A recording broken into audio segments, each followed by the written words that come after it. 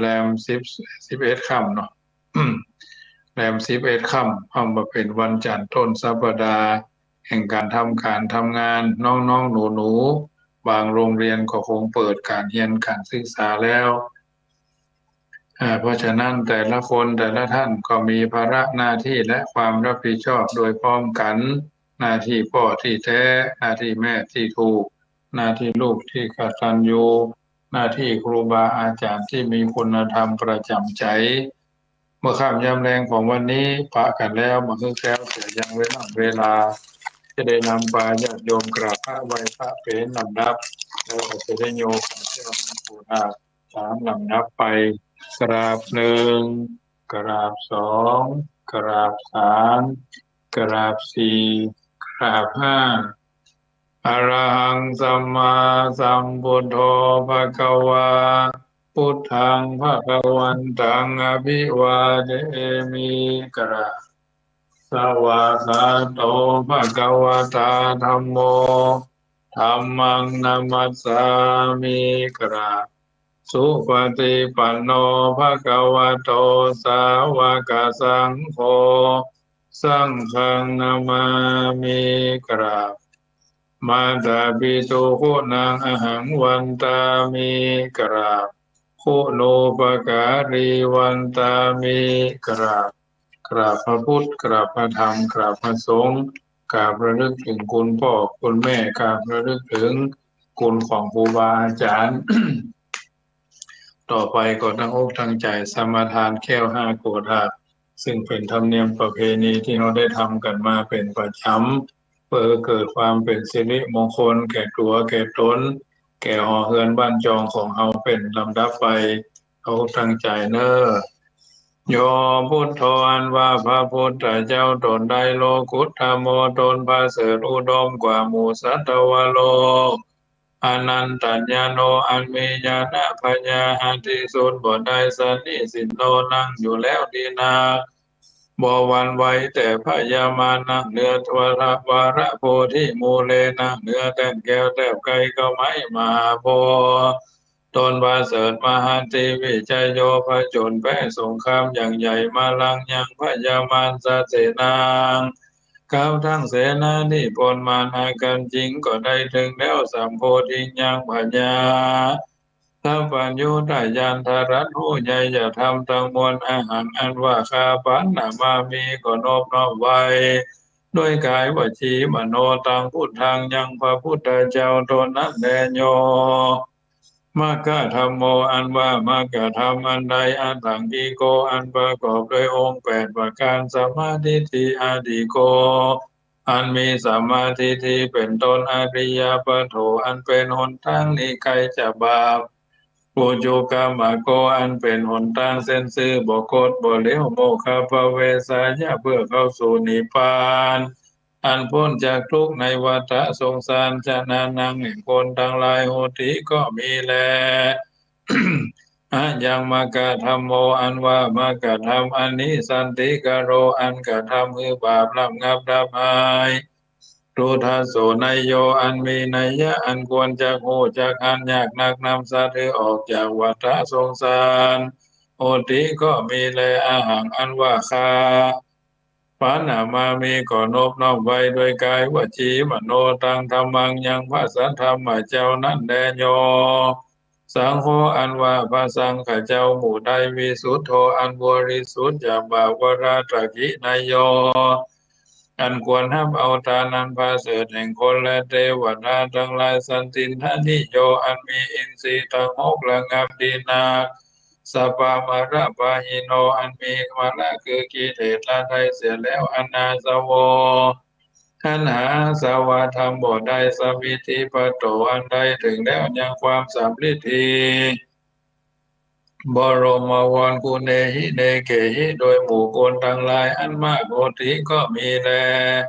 อางันว่าคาปันนามามิขอนอบน้อมไว้ด้วยกายวจีมโนทั้งสังฆังซึ่งพระสังฆเจ้านั้นแท้อันว่าผูกอาอันว่าคานามามิขอนอบน้อมไว้ พุทธังยังพระพุทธเจ้าตนดารัตโอญญาธรรมตามมวลกุณาสาขลันตัง อันมีคุณเป็นด่างหน้ามหาสมุทรอาหารอันว่าคานามามิก็นบน้อมไว้ทำมังยังพระสัทธรรมเจ้ามุนีราชเดสิตังอันพระพุทธเจ้าอักเทศนาอาหารอันว่าคานามามิก็นบน้อมไว้สังฆังยังพระสังฆเจ้ามุนีราชสาวกังอันสำแดงอันนาเป็นลูกศิษย์ฟังคำสอนแห่งพระพุทธเจ้าอาหารอันว่าคานามามิก็นบน้อมไว้ กรรมฐานาทายกาจาริยังครูบาอาจารย์เจ้าอันเป็นกรรมฐานาทายกานิพพานามากุเดสกังหันสำแดงของแห่งนิพพานันวะยานพุทธบูชาอันว่าขีญาได้บูชายังพระพุทธเจ้ามหาเถจามีเถจาอนุภาวะอันมากขมะบูชาอันว่าขีญา อันใดบูชายังพระสัทธรรมเจ้ามหาปัญญามีปัญญาอันมากสังฆบูชาอันว่าขีญาอันใดบูชายังพระสังฆเจ้ามหาโภคามีโภคาสัมปติเขาของอันมากโอติก็มีแลมายังอันว่าบุคาทั้งหลายละพระมหาเสขอจงจะได้อาคัสนันจะยังขีญาอันหันยังพระพุทธเจ้า จนชื่อเมตยะอันยักษ์มาเป็นพระพุทธเจ้าไปนาพุทโธอันว่าพระพุทธเจ้าเมตโยตนชื่อเมตยะเทวปูจิโตอันคนในเทวดาทั้งหลายอาภูจาอนุปัจจโตบ่เกิดมาเถื่อยาวันตับใดมะยังอันว่าผู้ฆ่าทั้งหลายสังสารันโตภิแม่นทวนเตียวไปมา คือตายแล้วเกิดเอากำเนิดหลายทีสังสารเลในวัฏสงสารมามหาเสขอจุจะได้ถึงคือว่าขออย่าได้เกิดอบายเยในอบายทุกขติคือนรกเป็นเปรตเป็นสัตว์เดรัจฉานตราบใดโดยกรรมอันใดปูจาการวะโดยถูกโดยเทียนเขาตอกดอกไม้อันนี้เตอนิพพานาปัจจโยจงเป็นปัจจัยข้ามอยู่ได้นิพพานโอตุจงมี โนแก่ผู้การทั้งหลายนิจังเที่ยงแท้แด่เธอนะโมตัสสะภะคะวะโตอะระหะโตสัมมาสัมพุทธัสสะนะโมตัสสะภะคะวะโตอะระหะโตสัมมาสัมพุทธัสสะนะโมตัสสะภะคะวะโตอะระหะโตสัมมาสัมพุทธัสสะพุทธังสรณังกัจจามิธัมมังสรณังกัจจามิสังฆัง สรณังกัจจามิทุติยัมปิพุทธังสรณังกัจจามิทุติยัมปิธัมมังสรณังกัจจามิทุติยัมปิสังฆังสรณังกัจจามิตติยัมปิพุทธังสรณังกัจจามิตติยัมปิธัมมังสรณังกัจจามิตติยัมปิสังฆังสรณังกัจจามิสรณะกรรมนังพุทโธสัพพัญญูตัญญโนธัมโมโลกุตโรนาวา สังโฆมากาปะระโตจาอิเจตังรัตนะสยังเอตัสสะอนุภาเวนะสัพพะอันตรายโยวินาสันตุโนทิปิโสภะคะวาอะระหังสัมมาสัมพุทโธวิจาจารณะสัมปันโนสุขโตโรกาวิโตอนุตตโรปุริสัทธมมาสารติสัทธาเทวมนุสสานังพุทโธภะคะวะติสวากขาโตภะคะวะตาธัมโมสันติติโก อากาลิโกเอหิปัสสิโกโอปันนายิโกปัจจตังเวทิตาโพวินโยหิติสุปฏิปันโนภะคะวะโตสาวกสังโฆอุจุปฏิปันโนภะคะวะโตสาวกสังโฆยายา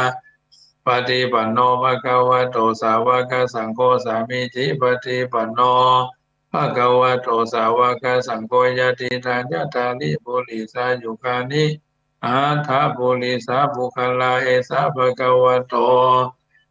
สาวกสังโฆอาหุนายโยปะหุนายโยตักขินายโยอัญชลีกะรณิโยอนุตตรังปุญญเขตังโลกัสสาติ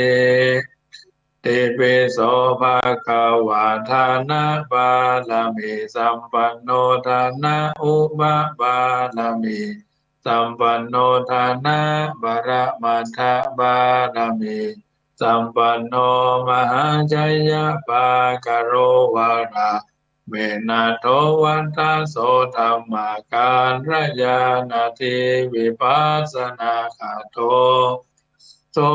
ภะคะวะอิติปิอิติปิโสภะคะวะสีลบารมีสัมปันโนสีลอุปบารมีสัมปันโนสีล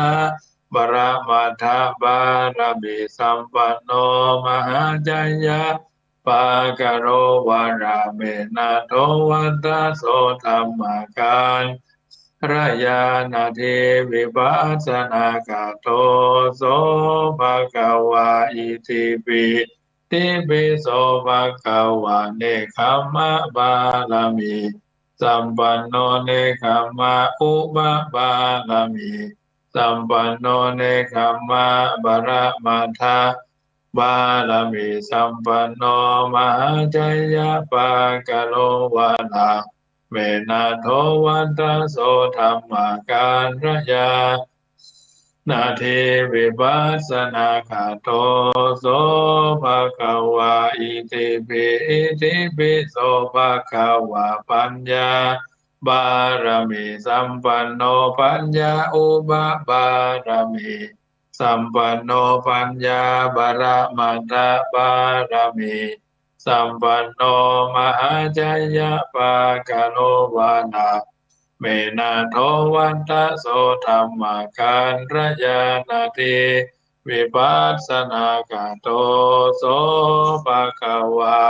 อิติปิอิติปิโสภะคะวะวิริยะบาลามิสัมปันโนวิริยะอุปบาลามิสัมปันโนวิริยะบารมัตถบาลามิสัมปันโนมหาจยะปากะโลวาลาเมนะโทวันตโสธรรมการรยานาทีวิปัสสนากาโตโสภะคะวะอิติปิอิติปิโสภะคะวะขันติบารมีสัมปันโนขันติอุปบารมีสัมปันโนขันติบารมัฏฐบารมีสัมปันโนมหาชัยยะปากโรวาราเมนะโทวันตโสธรรมการรยานาทีวิปัสสนาคาโตโสภะคะวะอิติปิอิติปิโสภะคะวะสัจจะบารมีสัมปันโนสัจจะอุปบารมีสัมปันโนสัจจะบารมัตถบารมีสัมปันโนมหาชัยยะปากะโลวาลาเมนะโทวัตโสธรรมการรยานาเทวิปัสสนากาโตโสภะคะวะอิติปิอิติปิโสภะคะวะอะทิฏฐานะบารมีสัมปันโนอะทิฏฐานะอุปบารมีสัมปันโนอะทิฏฐานะบารมัตถบารมีสัมปันโนมหาจยะปากะโลวาลาเมนะโทวันตโสธรรมการรยานาทีวิปัสสนากาโตโสภะคะวะอิติปิอิติปิโสภะคะวะเมตตาบารมีสัมปันโนเมตตาอุปบารมีสัมปันโนเมตตาบารมัฏฐบารมีสัมปันโนมหาจยะปากโรวาราเมนะโทวันตโสธรรมาการรยานาเทวิปัสสนากาโตโสภะคะวะอิติปิอิติปิโสภะคะวะอุเบกขาบารมีสัมปันโนอุเบกขาอุปบารมีสัมปันโนอุเบกขาบารมัฏฐบารมีสัมปันโนมหาจยะ ปากโรวาราเมนะโทวันตโสธรรมการรยานาเทวิปัสสนาคาโตโสภะคะวะอิติปิติปิโสภะคะวะทัสสะบาลามิ สัมปันโนทัสสะอุปบารมีสัมปันโนทัสสะปรมัตถบารมีสัมปันโนมหาจัยยะปากโรวาลาเมนาโทวันตโสธรรมการยานาเทวิปัสสนาคาโตโสภะคะวาอิติปิติปิโสภะคะวาพุทโธอนันตาทิคุณโนวัตตโสภะคะวาอิติปิอาสานุภาวะโตยะกะเนวัฏเสนติปิงสนังยามิจิวานุยุนชันโตพระตินทิวามาตันติโตสุขังสุปฏิสุโตยะปะบังอินจินาปัสสติเอวะมาทิคุโนเปตังปริตันตัมภนามะเหการณิยมัทคุสะเลนะยันตังสันตังปะทังอภิสเมจจา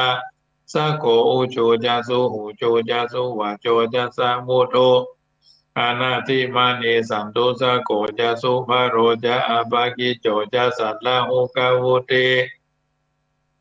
สันตินทาริโยจานิปะโขจะอัปปะคะโปกุเลโสอนันตุกิโตนะจะพุทธังสัมมาจะเลกิจิเยนะวินโยปะเรอุปวัฏโยสุขิโนวาเขมิโนหนตุสัพเพสัทธาภาวันตุสุขิตตาเยเกจิปานะพุทธติทัสสาวาถาวาราวาอนาวะเสสาธิกาวาเยมหันตาวามัชชิมาลาสกะอนุกาถูราทิถาวาเยจะอธิถาเยจะทุเรวะสันติอวิทุเรภูตาวาสัมภเวสีวาสัพเพสัตตาภวันโตสุขิตตาเยนะปะโรปะรังนิโกเพทานาทิมันเยทะกะทะจินังกิจิปยาโรสนาปฏิฆาสัญญาณัญญมัญญสาทุกขามิจายามาถายาฐานิยังพุทธังอายุสาเอกาพุทธมนุรักเขเอวัมปิสัพพะพุทเถโสมานาสัมภาวะเยอปาริมาณังเมตัญญาสัพพะโรกัสสามิมานาสัมภาวะเยอปาริมาณังพุทธังอโทจติริยัญจาอสัมปะทังอเวลังอสัมปะทังทิฏฐัญญาลังนิสิโนวาสัญญาโนวายาวะทัสสาวิกตามิโทเอตังสติงอติถายาประมาเมตังวิหารังอิทัมมาหุติติจาอนุภาคมาสีลวาทัสสะเนนะสัมปันโนกาเมสุวินัยยะเคทังนาหิจาตุกาภาสยังปุณณเลติติกาลนิยเมตาสุตังสัพพาสีวิสัชชาตินังทิปามันตาคตังวิยาญนาเสทิวิสังโฆลังเสสัญจปิวิสังโฆลังเสสัญจปิวิสังโฆลังปานิตันตัมภานาภิสังโฆลังเสสัญจาอภาริสยังอนาเขตัมหิสัพพตาสัพพตาสัพพปานินังสัพพสุภินิวาเรติปริตันตัมภานามะเหวิรูปะเกหิเมเมตังเมตังเอราปะเทหิเมจะพยาพุเตหิเมเมตังเมตังกันหาโคตามะเกหิจาปาตะเก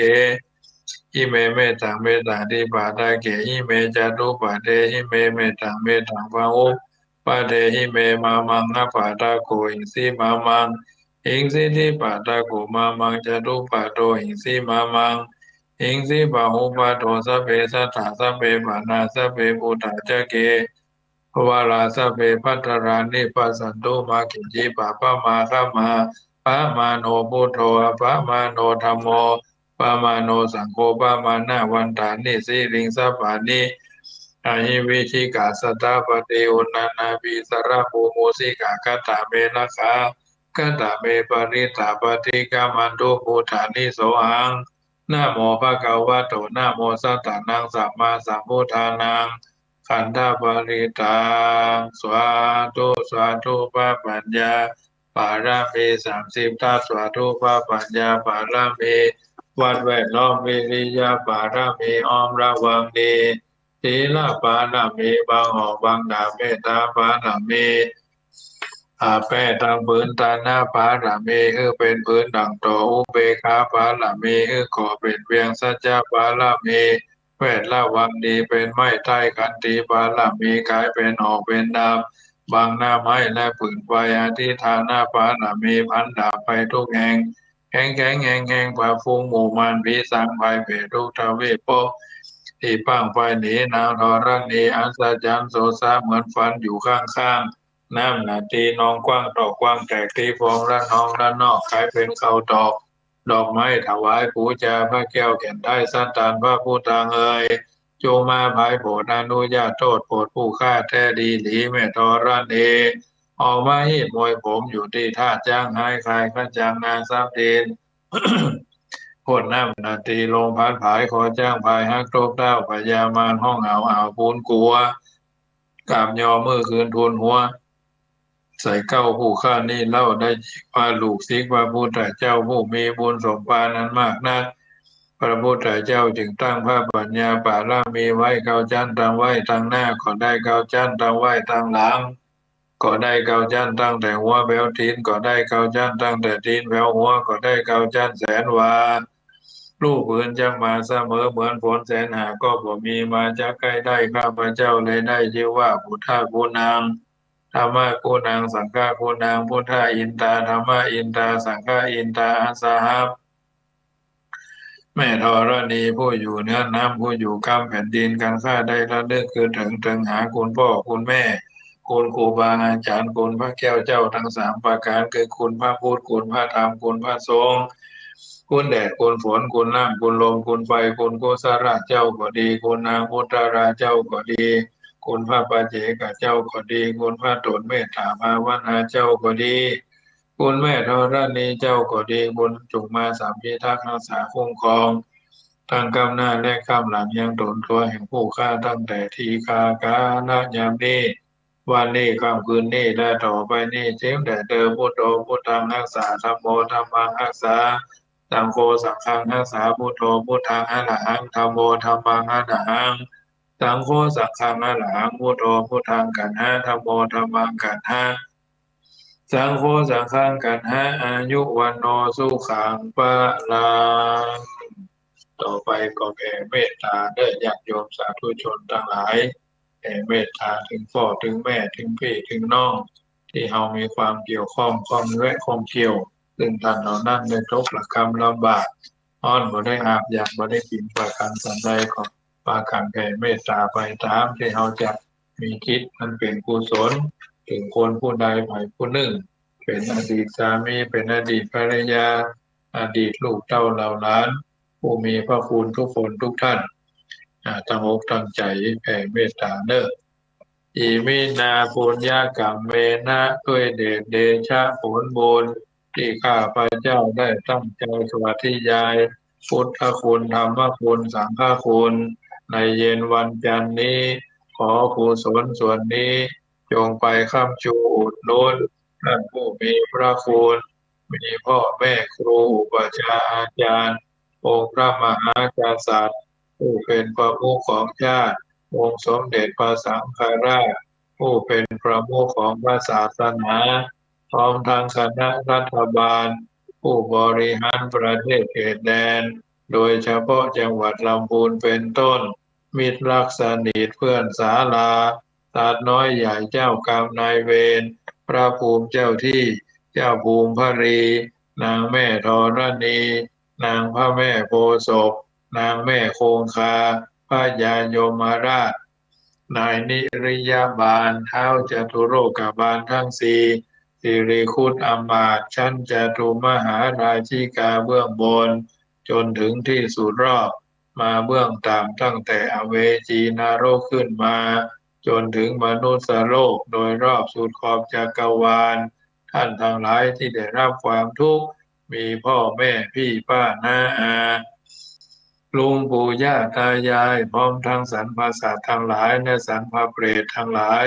ก็ขอให้ท่านได้พ้นจากทุกข์ท่านทั้งหลายที่ได้รับความสุขก็ขอให้สุขยิ่งขึ้นไปด้วยเดชเดชะผลบุญที่ข้าพเจ้าตั้งใจให้ไปนี้จงเป็นตบะเดชะเป็นพระวะปัจจัยเป็นอุปนิสัยนำส่งให้ข้าพเจ้า ได้มีความสุขความเจริญได้เกิดความ อ่าและเกิดปัญญาญาณทั้งชาตินี้และชาติหน้าตลอดปัจจุบันชาติอย่างยิ่งจนถึงความพ้นทุกข์คือพระนิพพานในอนาคตการเบื้องหน้าโน้นเทินเอาละญาติโยมท่านผู้ฟังทั้งหลายได้ยินได้ฟังการสวดพุทธคุณธรรมคุณสังฆคุณเรียบร้อยเพื่อจะได้เป็นมังคละกับตัวกับตนก่อนที่จะเข้ารับเข้านอนประจำคืนของวันจันทร์ซึ่งวันนี้หลายคนก็ไปทำการทำงานเนาะงานในหน้าที่งานรับความรับผิดชอบซึ่งเป็นงานที่เขาได้ทำกันเป็นประจำก็ถือว่าเป็นมังคละกับตัวกับตนเขาท่านทั้งหลายโดยดีตลอดมาน้ำธรรมคำสอนในทางพระพุทธศาสนา84,000พระธรรมขันธ์เอาก็ตั้งอกตั้งใจให้มันเป็นมังคละกับตัวกับตนเอาด้วยดีตลอดไปดังนั้นเมื่อเขาหู้เขาเข้าใจแล้วก็จะเป็นมงคลครับตัวกับตนท่านกล่าวเอาไว้เป็นข้อเตือนจิตสกคิดใจว่าถ้าวัดวังยังอยู่คู่สยามตราบนั้นความเป็นไทยไม่สาบสูญตราบใดวัดวังยังอาดูลตราบนั้นชาติไทยไม่สูญจากคนไทยคนคิดร้ายพูดร้ายทำลายชาติศาสตร์กษัตริย์ควรกำจัดให้สิ้นซากอย่าสงสัยเพราะสิ้นคิดไร้ธรรมประจำใจสุดแก้ไขในคนอกตัญญูคนใหญ่โตยิ่งใหญ่ขนาดไหนใช่ว่าพ้นความตายกระนั้นหรือทรัพย์สมบัติยศถาบรรดามีแม้ชีวีของตนไม่พ้นตายถึงกระนั้นคนเรายังประมาททั้งอาฆาตมาตร้ายและหันษามัวลุ่มหลงอยู่ในโลกทุกเวลาอานิจจามนุษย์เท่านี้เองคนคือใครใครคือคนฉงนนักคนคือผู้มากด้วยตัณหาคนคือผู้มากด้วยกามาคนคือผู้กิเลสหนาอวิชชาครองเกิดเป็นคนต้องทนต่อทุกสิ่งทนทุกข์ยิ่งกายาที่หวั่นไหวทนทุกข์ยากคับแค้นทั้งกายใจทนทุกข์ในดวงจิตคิดแปรปรวนเราจะทนกันไปถึงไหนเล่า ทนถึงเท่าและแก่ทนถึงแก่และเท่ากระนั้นหรือทนเรื่อยไปให้ระบือทนให้โลกเรื่องลือจนวันตายบนหรือจม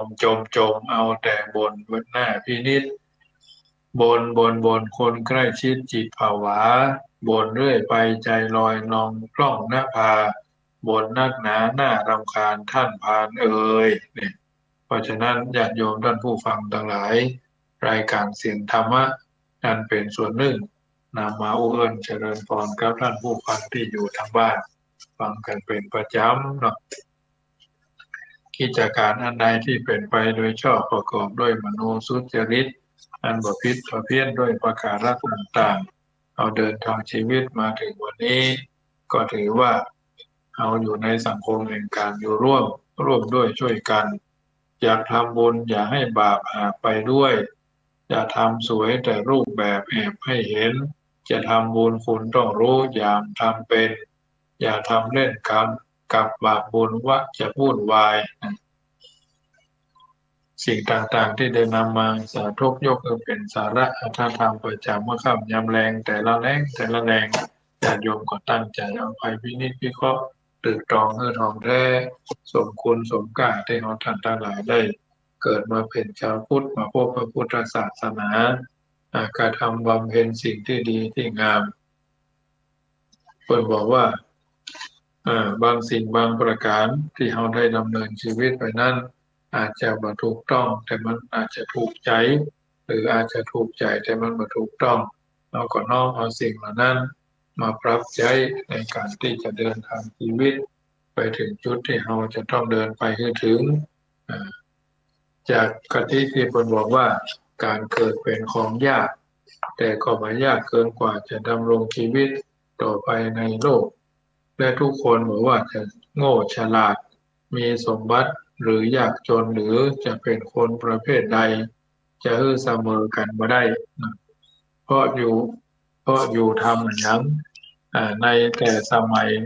แต่เสมอกันด้วยการตาย เวลาตายไม่ใช่เป็นสิ่งที่น่ากลัวการมีชีวิตอยู่นี่แหละเป็นสิ่งที่น่ากลัวยิ่งนักเรื่องชีวิตจึงเป็นเรื่องเศร้าสลดสนุกสนานซับซ้อนปนเปกันไปแต่ชีวิตคือหยังทุกคนมีชีวิตแต่ชีวิตของคนเราแตกต่างกัน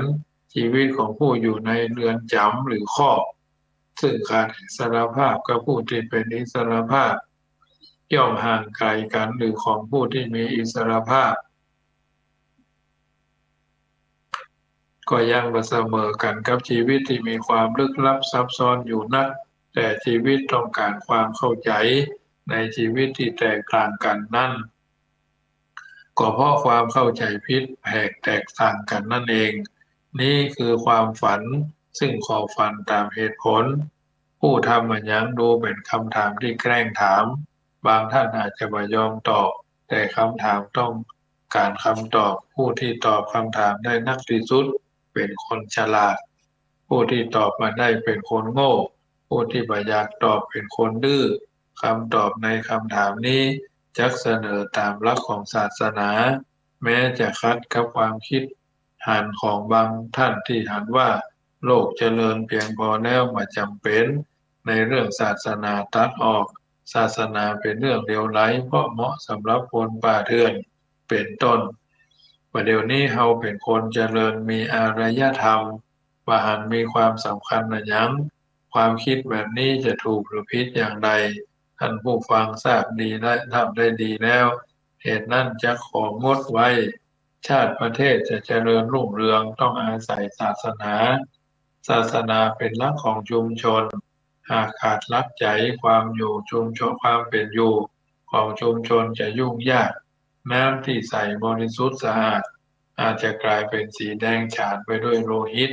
แต่ที่บ่เป็นเช่นนั้นได้ทีเดียวเพราะศาสนาคุ้มครองไว้ความสามัคคีความหันอกหันใจกันตลอดถึงความเอื้อเฟื้อเผื่อแผ่ข้าเป็นขั้นตอนของศาสนาที่ประสงค์จะให้ชุมชนประพฤติเพื่อความสวัสดีและก็เพื่อ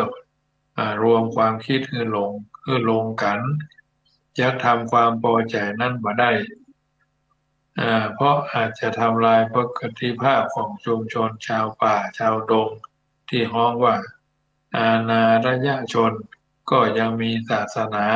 แต่เป็นศาสนาที่หย่อนในทางเหตุผลเช่นเคารพบูชาต้นหมากรากไม้อสรพิษภูเขาเป็นต้นถึงเช่นนั้นดูเขาเป็นสุขดีว่ามีการบ่มีการคิดร้ายหมายเบียดเบียนร่างผลาญบ่มีกินนอกกินในสามัคคีในระหว่างพวกพ้องเดียวกันแต่ถูกหันว่าเป็นคนบ่เจริญบ่ทันสมัยเป็นได้ก็เพียงขาดประดิษฐกรรมตกแต่งตามสมัยเท่านั้นส่วนอัธยาศัยอาจจะงดงามน่าชมอยู่บ่น้อยเหมือนส่วนผู้ เหมือนกันส่วนผู้ที่เข้าใจว่าเป็นคนเจริญทันสมัยเมื่อเอาใจใส่ในศาสนาขาดเมตตาปรารถนาดีไร้ความสามัคคีจะเป็นคนเจริญได้อย่างใดเพราะคนเจริญนั่นต้องมีศีลมีธรรมมีมนุษยธรรมมีเมตตาปราณีสร้างความสามัคคีคือมีต่อกันว่ามีความรังเกียจเดียดฉันเข้าใจคนอื่น ว่าเป็นเหมือนรนที่มีความบากบั่นอุตสาหะพยายามขี้ค้านในอันประกอบกิจการตามหน้าที่นักนักเต้านักอยากเต้าอยากนักเต้านักอยากเต้าอยากก็บ่ท้อบ่ถอยทำด้วยความยิ้มแย้มแจ่มใสหวังทรัพย์ในดินสินในน้ำร่วมใจกันสร้างความวัฒนาถาวร ทางของความเจริญนั่นถ้าสนใจในหลักธรรมทางศาสนาแล้วจะพบพระธรรมะซึ่งจะช่วยชี้ช่องในประสบความสว่างได้อย่างดีก็ร่างกายต้องอาศัยจิตใจที่อ่อนแอปราศจากกำลังร่างกายก็พลอยอ่อนเปลี้ยไปโดยธรรมะเป็นหลักอบรมจิตใจมั่นคงแน่วแน่มีกำลังกล้าแข็ง มีจรรยาธรรมอันเหมาะสมทุกยุคทุกสมัยจากข้อความ ที่กล่าวมาเนี้ยก็มีความมุ่งหมายถึงการอยู่เพื่อทำตนให้เป็นคนดีไม่ใช่ประสงค์อยู่เพื่อทำลายการเป็นคนดีก็ดีอยู่แล้วแต่ต้องทำเพื่อมีราคายิ่งขึ้นเหมือนวัตถุสิ่งของเครื่องใช้ไม้สอยที่เป็นของดีถ้าใจบ่ได้ก็เก็บไปก็ไร้ประโยชน์กลับต้องเพิ่มภาระรักษาแถมชีวิตอยู่ด้วยความหวังขาดความหวังเมื่อใดก็น่ากลัวจะต้องทำลายตนเองเมื่อนั้นแม้จะยากจนเพียงใดความหวังในทางร่ำรวยยังมีอยู่ชั่วเจ็ดทีดีเจ็ดหนยังเป็นความหวังดีที่ตรึงตราประจำใจเป็นจุดหมายของชีวิต อยู่ทำอะหยังก็คืออยู่เพื่อทำจุดหมาย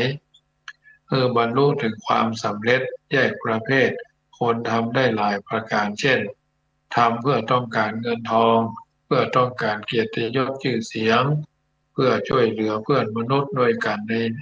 มีกินมีอยู่แถมประเภทหนึ่งซึ่งมีความหันลอยเลื่อนลอยจับเขาแน่ลงไปมาได้ว่าเพื่ออะไรกัน คือคนที่ขาดทักษณะสรุปจุดหมายของการทำเพื่อความสุขในโลกนี้และโลกหน้าถ้าอิทธผลส่วนอันพึงพอใจพึงสำเร็จได้เพียงคิดโดยบ่ต้องทำโลกนี้จะบราศจากอะไรอย่างเลยใครต้องการอย่างใดก็ขึ้นอย่างนั้นแต่นี่หาเป็นเช่นนั้นไม่ก็ลำพังคิดว่าเป็นเครื่องอำนวยความสำเร็จเมื่อเกิดขึ้นได้จึงต้องทำเพื่อสำเร็จคุณล่วงไปมาเป็นสมัยพระศรีอริยเมตไตรซึ่งเป็นสมัยที่อุดมมั่งคั่งด้วยสิ่งอันพึงปรารถนาคนก็มีแต่สวยๆรวยทรัพย์เหมือนกันหมดจะเป็นสมัยที่ว่างบ่ต้องทำงานอะไรหยังมีรูปร่างละไม้คล้ายคลึงกันทีเดียวหรืออาจจะเป็นจริงได้ ก็โดยมีเครื่องจักรกลไกเป็นผู้เนรมิตแทนเป็นอันหนึ่งอันเดียวกันทางอัธยาศัยใจคอที่มนุษยธรรมมีมนุษยธรรมตีราคาค่าของมนุษย์ว่ามีจุดประสงค์หรือความต้องการเหมือนกันบัจจัยคนหนึ่งต้องการกินแถมคนหนึ่งต้องการคดและที่รูปดอนมามีแต่สมัย สมณะโคดมพุทธองค์ท่านทรงสั่งสอนให้ทำด้วยความเพียรวิริยะในกรณีอันชอบธรรมแม้พุทธพจน์ที่ปรากฏก็เหมือนกับพระพุทธเจ้าทุกๆพระองค์ล้วนทรงสั่งสอนให้ทำทางนั้นความเจริญรุ่งเรืองหรือความเสื่อมพินาศเกิดจากความกระทำของมนุษย์เป็นผู้สร้างผู้ทำลาย จากเรื่องราวในปัจจุบันย่อมเป็นประจักษ์พยานอย่างดีการสร้างยากกว่าการทำลายต้องเสียเวลาสร้างเหมือนนักแต่เวลาทำลายนิดเดียวชั่วครู่ชั่วยามถึงเช่นนั้นเราก็ต้องสร้างเหมือนชีวิตของคนเราต้องมีดับเป็นธรรมดาจะบำรุงรักษาอัตภาพร่างกายนั่นเป็นไปบ่ได้ ผู้ที่ขึ้นสร้างหรือสร้างไปแล้วต้องล้มเหลวและกลับตั้งตัวใหม่อยู่ในประเทศที่ทำชีวิตให้สมบูรณ์ลองใคร่ควรดูกิจการทั้งที่บ่ได้ทำและทำแล้วทำไมไม่เกิดผลหรือเกิดผลไม่เต็มที่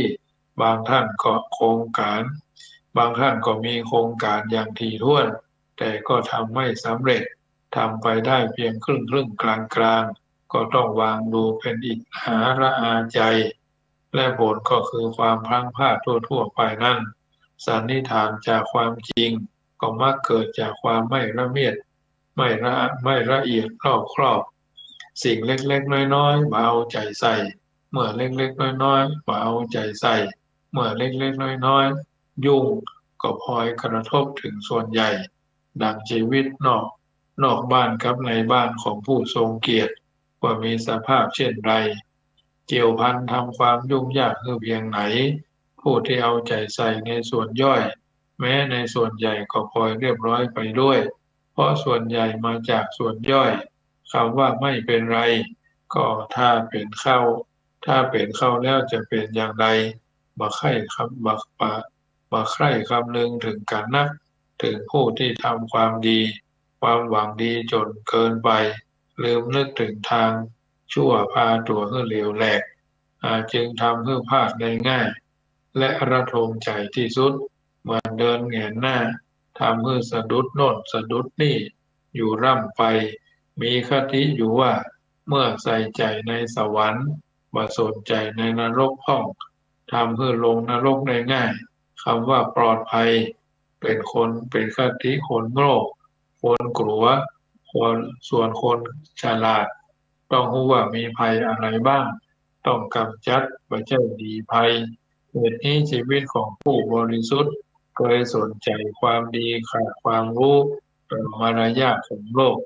จึงทำให้เสียคนอย่างน่าเสียดายโลกก็ได้ผูกลากไปด้วยสิ่งอันนิ่มนวลเช่นสำลีแต่หากลากไปด้วยก้อนหินอันครุขระแหลมคมจึงต้องรอบคอบถี่ถ้วนที่จะต้องประจันหน้ากับสิ่งทั้งปวงด้วยจิตใจอันหนักแน่นมั่นคง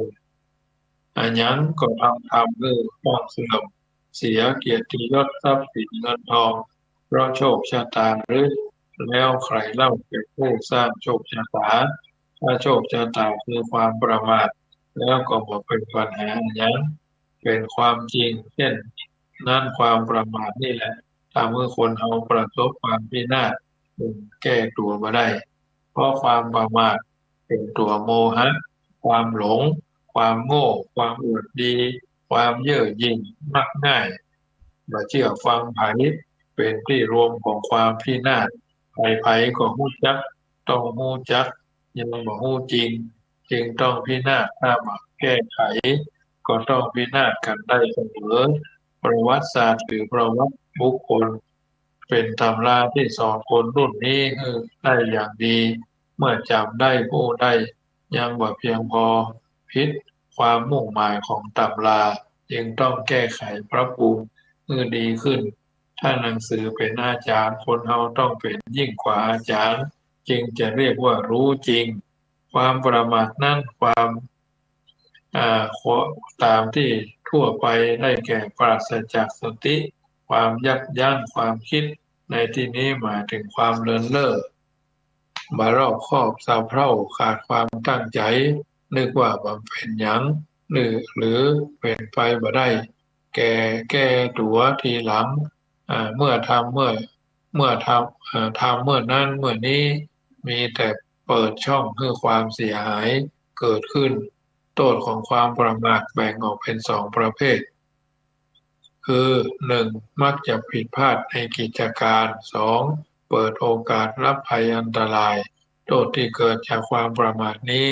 ดูเป็นเรื่องประจำวันชินเข้าจนกลายเป็นของธรรมดาเหมือนคนที่ดื่มเหล้านักเข้าก็เหมือนดื่มน้ำความทุกข์ยากลำบากก็พลอยเกิดขึ้นต้องลำบากไปตามกันแม้ผู้ที่ดำรงอยู่ในตำแหน่งหน้าที่ซึ่งหวังจะ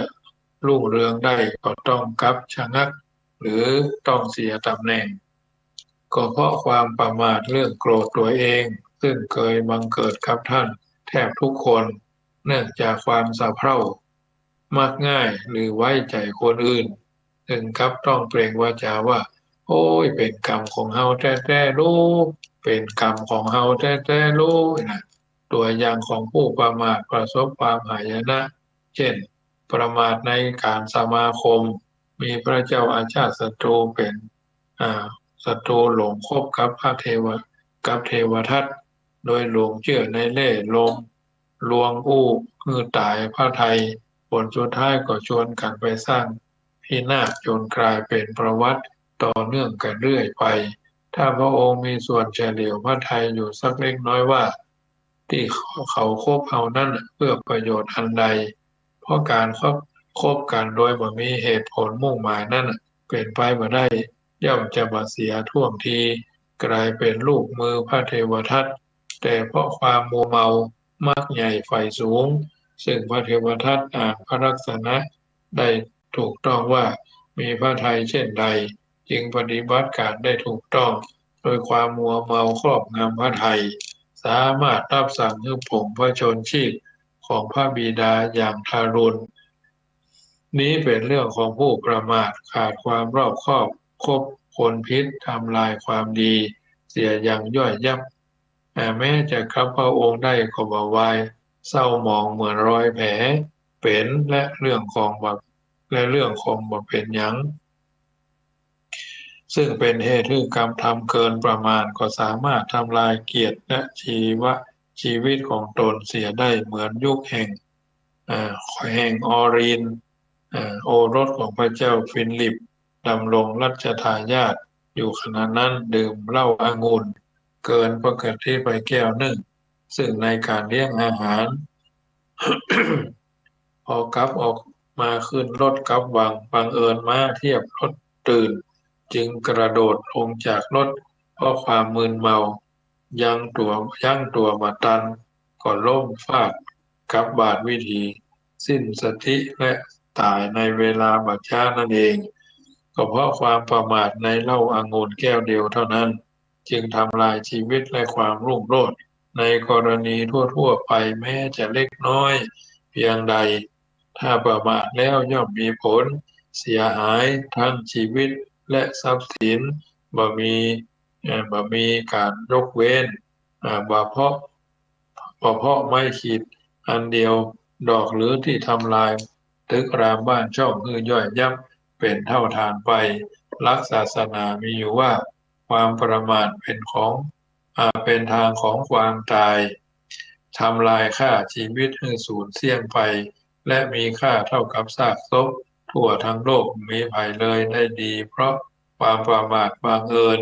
อาจเป็นข้อโต้แย้งก่อนในชีวิตของคนที่บังเอิญอยู่บัดเท่าใด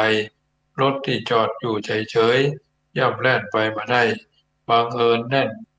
ถ้าบังเอิญแน่นไปได้แล่นไปมาได้ก็คงเป็นเพราะกำลังดันอย่างอื่นพลัด อ่ามันพักรุ่นไปการทำที่เหมาะกับกาลสมัยเข้าใจเหตุการณ์คาดคะเนอย่างถูกต้องทำเพื่อประสบโชคนี้เข้าใจกันว่าบังเอิญเพราะฉะนั้นญาติโยมสาธุชนท่านผู้ฟังทั้งหลายเราประมาทในชีวิตก็จะทำให้เราท่านทั้งหลายต้องประสบกับเหตุที่บ่พึงปรารถนาเหตุแห่งความเสียหาย วุ่นวายโดยลำดับฉะนั้นรายการเสียงธรรมก่อนน้ำตาประจำเมื่อค่ำยามคืนของวันนี้อาตมาภาพพระมหาประสิทธธรรมาภินันโทน้อมนำเอาอัตถธรรมคำสอนมาเป็นปฏิพรให้บรรดาญาติโยมสาธุชนได้ยินได้ฟังแล้วก็นำไปเป็นข้อพินิจพิจารณาเอาท่านทั้งหลายอยู่ในสังคมแห่งการเรียนรู้ร่วมด้วยช่วยกัน ในการเดินทางชีวิตของเขานั้นเขามีพ่อมีแม่ผู้คือกำเนิดเกิดมาอยู่ในโลกใบนี้ได้เพราะฉะนั้นผมมีไว้ที่จะฮักเขาเจ้าพ่อเจ้าแม่เพิ่นถึงบอกว่าพระอรหันต์ชั้นอุดมหรือพรหมเมธคุณวิเศษมิได้ใหญ่ไปกว่าแม่และพ่อของแม่พ่อใหญ่ใกล้ชิดติดลูกแจพ่อและแม่ ลูกนี้คิดเป็นนิดนะรักใดเล่าเจ้าพ่อแม่รักถึงว่ามีว่าที่ไหนอื่นน่ะเขาจากผู้คือกำเนิดเท่านั้นแหละเป็นผู้ที่มีพระคุณอุ่นตักอุ่นไอสำหรับเฮาตลอดเวลาหน้าที่ของเฮาก็คือเอ่อหน้าที่ที่ควรจะตอบบุญแทนคุณพระคุณของพ่อของแม่เฮาท่านทั้งหลายมีภูมิรู้มีภูมิฐานมีภูมิธรรมมีภูมิปัญญา และมีภูมิปัจจุบันทำให้เขาท่านทั้งหลายเดินทางชีวิตเพราะเขาท่านทั้งหลายรู้ว่าความรู้ใช่ว่าใส่บาตรแบกหามความรู้ใช่รู้อะไรให้ไม่สู้รู้วิชาความรู้รักษาตัวรอดเป็นยอดดีดีเป็นที่ปรารถนาของทุกคนดีเป็นที่สนใจของทุกท่านดีและชั่วควรจะดีควรจะทำชั่วควรจะละจะทำให้เราท่านทั้งหลายเกิดความเป็นสิริมงคลเดินทางชีวิตโดยมีนักยึดเป็นลำดับไป น้ำธรรมคำสอนจากรายการเสียงธรรมก่อนรับตาประจำมื้อค่ำยามคืนของวันจันทร์ที่15ธรรมาภาคพระมหาประสิทธิ์ธรรมาภินันโทจะนำรายการจากท่านไปก่อนนำรายการจากท่านไปก็ขอบอกเจริญพรเชิญร่วมทำบุญกิจกรรมงานเพื่อการรับรู้และนำเสนอท่านครูบาเจ้าสรีวิจัยเป็นบุคคลสำคัญของโลกโดยกิจกรรมธรรมญาตราเดินเตศสันถีตามวิถีครูบาระหว่างวันที่5มิถุนาถึง11มิถุนาเริ่มต้นจากวัดบ้านปางอำเภอลี้มาตามมาอำเภอบ้านโฮงที่วัดห้วยละอำเภอบ้านโฮงมาที่วัดพระเจ้าวัดบ้านโฮงหลวง